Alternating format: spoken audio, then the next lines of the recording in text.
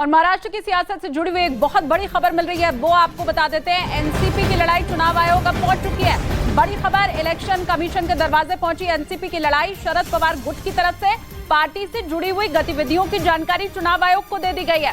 इसके साथ ही महाराष्ट्र सरकार में शामिल होने वाले 9 मंत्रियों को बर्खास्त करने की जानकारी भी चुनाव आयोग को दे दी गई है। बड़ी खबर आपको बता रहे हैं, इलेक्शन कमीशन के दरवाजे तक लड़ाई अब पहुंच चुकी है। इलेक्शन कमीशन का आगे का क्या तरीका रहता है इसे सुलझाने का या ये तय करने का कि असली एनसीपी आखिर है क्या, कौन है असली एनसीपी, किसके पास रहने वाला है उसका चुनाव चिन्ह, ये सारी बातें अभी आगे की रहने वाली हैं। अपडेट इस पूरे मामले से जुड़ा हुआ यही है कि शरद पवार गुट की तरफ से जो भी अभी तक की पार्टी की गतिविधियां रही हैं उसकी जानकारी चुनाव आयोग को दे दी गई है। बड़ी खबर आपको बता रहे हैं, 9 विधायक जिन्होंने मंत्री पद की शपथ ली थी उन्हें बर्खास्त करने की जानकारी भी चुनाव आयोग को दे दी गई है शरद पवार गुट की तरफ से। बड़ी खबर आपको बता रहे हैं।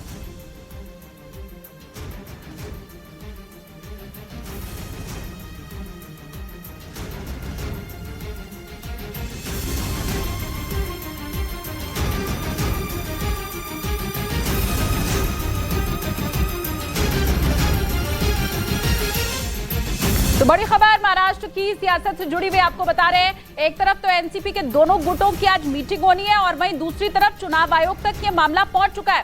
शरद पवार गुट इस पूरे मामले को लेकर चुनाव आयोग की चौखट पर अब जा चुका है। ये बताया गया है कि अभी तक कौन कौन सी एक्टिविटी पार्टी की तरफ से की गई है, इस बात की जानकारी चुनाव आयोग को दे दी गई है। 9 विधायकों को बर्खास्त कर दिया गया है, ये बात भी चुनाव आयोग तक बता दी गई है। एनसीपी की लड़ाई अब चुनाव आयोग के दरवाजे पर आई। ये बड़ा अपडेट महाराष्ट्र की सियासी हलचल से जुड़ा हुआ आपको हम बता रहे हैं।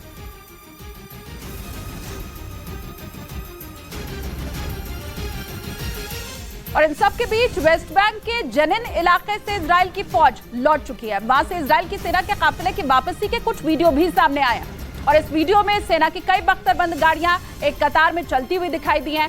दावा यह किया जा रहा है कि इजराइल की सेना को जनिन इलाके से लौटने का आदेश देने के बाद इजराइल की फौज की गाड़ियां वहां से वापस जाती दिखाई दी। इजराइल की सरकार का दावा था कि उनकी सेना ने आतंकियों का सफाया करने के लिए वेस्ट बैंक इलाके में एक विशेष अभियान चलाया था जिसमें उसने कम से कम 12 फिलिस्तीनी आतंकियों को मार गिराने का दावा किया। बताया गया कि इसके लिए इजराइल की सेना के करीब 1000 से ज्यादा जवानों को तैनात किया गया था जो कि ऑपरेशन खत्म होने के बाद वापस लौटते दिखाई दिए।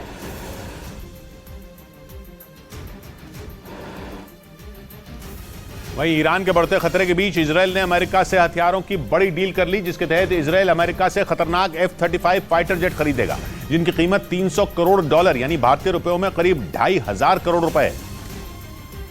जिसके बाद इजराइल की ताकत और बढ़ जाएगी क्योंकि F-35 दुनिया का सबसे आधुनिक लड़ाकू विमान है और इसमें एक साथ दर्जनों मिसाइलें लगाई जा सकती हैं।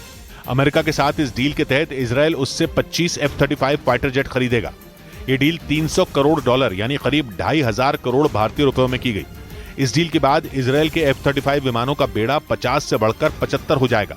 इजराइल ने अमेरिका के साथ F-35 फाइटर जेट खरीदने की डील ऐसे समय में की है जब ईरान के साथ उसका विवाद चरम पर है।